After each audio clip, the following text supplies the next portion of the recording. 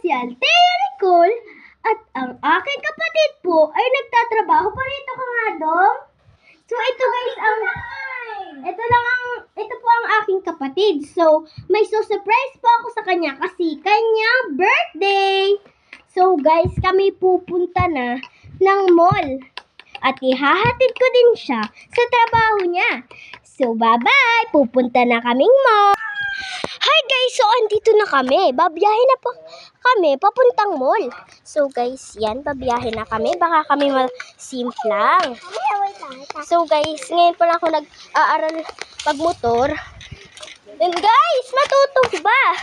So guys, aakayin ko na lang papunta at ipaparking ko.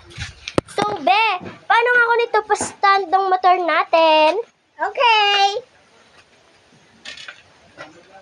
So, ito guys si Dom. So, papunta na po kami sa mall. Ayan So, guys, bagong nails ko. Tapos, ihatid ko na siya sa kanyang work. Magpiring pa ako? O, sige.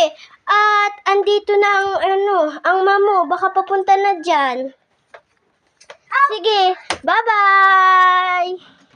Ay, papakita ko po guys yung mga kaklase niya. Ito nga pala yung kaklase ko. Hi po, tita. Ako po si Jake. Ako po si Jake.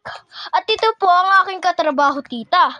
So, bye, tita. Ano pong bibili nyo? Ay, happy birthday nga pala, Dominic. Thank you! O, sige. At ihagag ko, guys, yung aking crush. Bye, tita. Aba, crush pa pala ang aking anak. Grabe ka naman. Batang-bata pa niyan, kakrushin mo agad. Inay, yan nga po yung nag-hug sa akin eh. Ano naman ka nag-hug yan sa'yo, anak? Sabing bawal ka pa mag-crush kasi bata ka pa. Sabi niya po, yung happy birthday tapos sabay hug.